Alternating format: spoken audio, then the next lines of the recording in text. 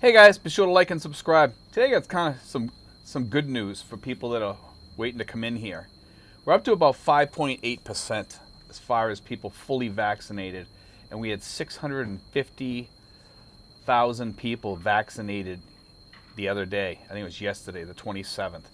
Okay, and that's kind of good news. It shows that things are kind of speeding up a little bit here, and it's good news for the people that are waiting to come in here because we need like at least a 50 to 70% vaccination rate over here. Now, I believe it was some government official said that they wanted at least to have 50% before they would even consider reopening at any rate. Now, I mean, I'm talking about like fully. Now, whether that means we're going to have quarantines and all that stuff, who knows? I mean, that's really up to the government. But I mean, I do think that we're going to have some sort of opening here sooner or later for fully vaccinated people. It's got to happen. I mean, I was looking at a video the other day about Pattaya, and Pattaya is basically a ghost town. It's been shut down for almost a year and a half now, and it shows homeless people living everywhere. All the stores there are all shut down, and that's in Thailand. And all the stores are shut down. Everything's like out of control there. It's just like a shell of what it used to be. And there's a lot of other places all throughout Thailand that are like that. In fact, you can get a villa now in Thailand for about what used to be $650. A pool, 2-bedroom, beautiful place. Looks like something out of a James Bond movie, where you're in this really high-end home. And I'm talking about like it's probably like about $350 if you do a long-term lease on it right now.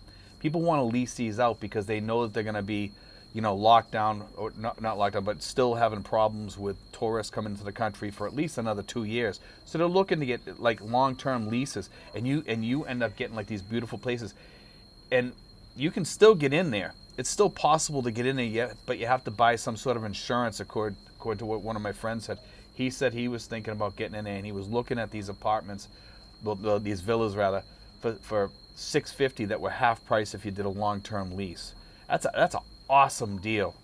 $350 for these places is a really, really good deal. And you got the beautiful swimming pool. You get up in the morning, and you have air conditioning and everything. And I'm not sure if they come with a maid or what they come with, but these places are beautiful, fully furnished places. I'm talking like they look like a really high-end villa. And when I saw them, I was like, wow, that's incredible. And one of the subscribers sent that in.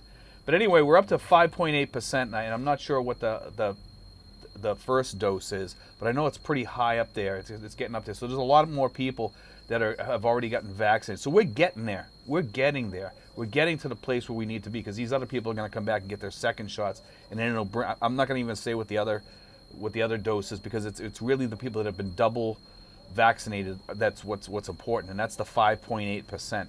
But I believe it's over. It's over 10% for the other. I think might be as high as 15% or something like that.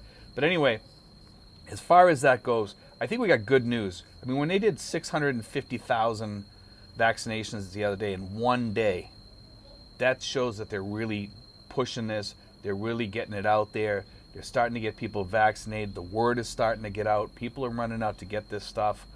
And this isn't like a pro-vaccine thing or anti-vaccine thing. I'm just talking about like the numbers and stuff like that, because we need these numbers for it to open up over here. If we don't get these numbers, they ain't going to open up. That's just the way it is. And I think the Philippines is usually the country that's usually like last when it comes to almost everything to opening up and stuff like that. And these other countries are starting to open up, and they're saying, hey, we need to open up. We need to get our economy rolling. And most of these Asian countries over here run off of tourism, including the Philippines, including Thailand, including Vietnam. Vietnam has like their own economy, Philippines has their own economy, and Thailand has their economy. I mean, they make other things. They make shirts, they make clothing, they have manufacturing industry, things like that. Yes, but tourism is certainly huge. And with tourism shut down right now, what's going to happen is when they go to reopen, a lot of these places are either going to be closed down, or the infrastructure for these places is just going to have to be redone, fixed. The places are going to have to be fixed up. There's going to have to be a lot of money going into these places, and they're just going to be run down places to go to, and nobody's going to want to go to them. And that's the problem over here. That's the problem throughout the world. But at least we got some good news today. I think that was like a kind of a shot in the arm for people that are waiting, to come over here. I really think that there's a possibility if the vaccines keep going up like this every day. I mean, at 650, and then we go to 700,000 and 800,000 or whatever. If it keeps going up like that, I think it's a good thing, because then we'll maybe by the end of the year or before the end of the year, we'll be at that rate where we can say, you know what, let's open up. Then they'll say that, and I'm hoping that happens. I'm really hoping that happens, and I think it probably will happen, God willing. I mean, we have some people out there, they're the Debbie Downer people that are writing all this stuff on my page, saying, Steve, it's not going to happen, it's not going to happen, it's not going to happen. And I think it's a possibility. Now that I've seen that 650,000 shots in one day, that's a lot of shots to go out in one day. And at that rate, I mean, if they're pushing it that much, obviously those people are going to go out and tell other people, and it's going to grow. That's usually the way it happens. Not to say that it is going to happen that way. I'm just guessing. But it seems to me that it's probably going to happen that way, that we're going to see a growth spurt in these vaccinations, and then people are going to go out there and it's going to take off and go crazy. But anyway, I just wanted to throw that out there. I thought that was kind of good news. I also heard some more news about Subic, and that is that some people are telling me, some of the subscribers are saying that they know people that are going to be working to be rebuilding Subic naval base. Now, it's going to be a Philippine naval base, but it'll probably have U.S. troops in there or whatever, or U.S. Navy operations going on there to some extent. I don't know to what extent it's going to be, going on, but that's what they're telling me. Now, what I'm reading in the news is kind of iffy. You can go kind of either way. Either I've seen reports that make it sound like it's never going to happen, and then I see reports that it's going to happen. So I don't know. I mean, I see these YouTube reports. I saw 3 of them yesterday, that Subic is basically going to open for the U.S.